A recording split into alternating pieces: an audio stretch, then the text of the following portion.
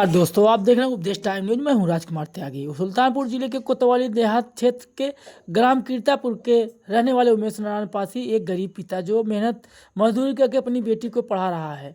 8 तारीख को प्रयागराज के तेलियरगंज में उनकी बेटी HDFC बैंक के ATM पर 500 निकालने गई, जहां 2 अज्ञात युवक ने बहला फुसला कर उसका ATM कार्ड बदल दिया। कुछ ही देर में 10-10 हज़ार रुपये करके 49,000 की ठगी हो गई।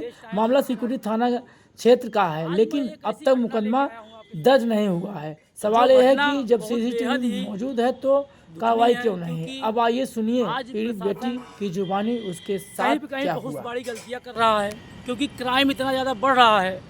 साइबर क्राइम की ठगी यहाँ बेटियाँ हो रही हैं, उनके हाथ से ATM तक छीन लिया जा रहा है। और हमारे साथ एक बिटिया है जो प्रयागराज में रह करके पढ़ाई करती है, और इस बेटी का मकान यहाँ पे नहीं है, और इसके साथ बड़ी घटना घटी है। बाप मेहनत मजदूरी करके पैसा इकट्ठा करके बिटिया को पढ़ाने के लिए भेजता है शहर में, और जहाँ इसके साथ ठगी होती है। आइए पूरी जानकारी हम बिटिया से लेते हैं। बिटिया, पूरा मामला क्या है बताओ। मैं सुल्तानपुर की रहने वाली हूँ। तेलियरगंज HDFC बैंक से मैंने 500 रुपये निकाले। उसके बाद मैं ATM से बाहर आ रही थी तो एक अंकल थे, उन्होंने मुझे कहा कि तुमने अभी पूरा कैंसिल नहीं करा है, तुम्हारे अकाउंट से पैसा कट जाएगा। तो मैंने थोड़ी देर सोचा तो मुझे लगा कि शायद मेरे पैसे कट जाएँ, तो मैं चली गई उसे काटने के लिए। तो उन्होंने कहा मतलब कि मैंने अपना ATM लगा दिया अपना बैलेंस चेक करने के लिए कि सच में कटे हैं या नहीं कटे हैं। तो उन्होंने तुरंत ATM मेरे मशीन से निकाल के हाथ में दे दिया। मैंने कहा कि मेरा ATM वापस करिए, तो उन्होंने मशीन में ही लगाया बट दूसरा ATM लगा दिया। दूसरा ATM लगाया, उसके बाद जब आपने ATM चेक किया? मैंने चेक नहीं किया, मुझे लगा कि मेरा ही है, मैं वापस चली गई अपना ATM लेके। उसके बाद आप थाने पे गई? थाने पे गई थी मैं। तो थाने पे क्या कहा?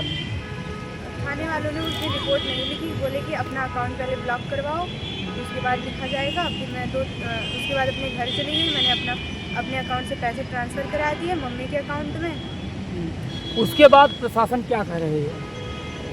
अभी तो कार्रवाई चल रही है। कार्रवाई चल रही है। तो आपने जो एप्लीकेशन दी है किस थाने में दी है? शिवकुटी थाना। क्या वो शिवकुटी थाना अंतर्गत आता था ATM?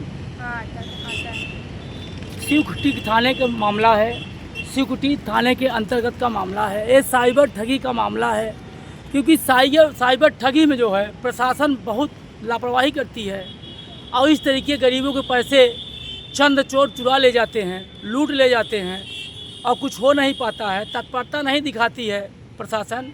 मैं प्रशासन से कहना, प्रशासन की लापरवाही से यहाँ ठगी का मामला बढ़ता जा रहा है। प्रशासन मामले को तत्काल संज्ञान नहीं लेती है, जांच के नाम पे हफ्तों टहलाने का काम करती है। तब तक होता क्या है कि जो CC फुटेज होते हैं वो सब उड़ जाते हैं, और अपराधियों को बढ़ावा मिलता है।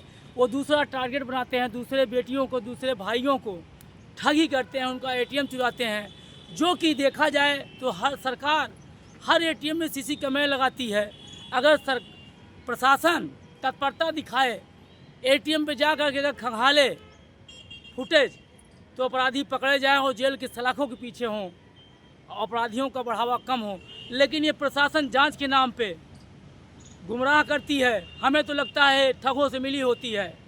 अब कमेंट में आप लोग बताइए, क्योंकि ये कल हादसा आपके बेटी के साथ भी हो सकता है, आपके साथ भी हो सकता है।